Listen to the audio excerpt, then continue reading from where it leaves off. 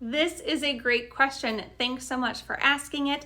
Why shouldn't you use Q-tips? Well, if you think about it, your ear canal is a very small opening. It's just a small cylinder.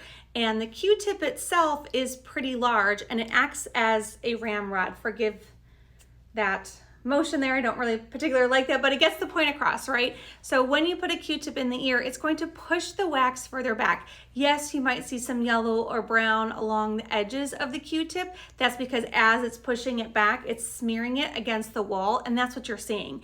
So a Q-tip does not get behind the wax and pull it out, which is most important. And so if you have a wax impaction, using Q-tips is only going to make it worse.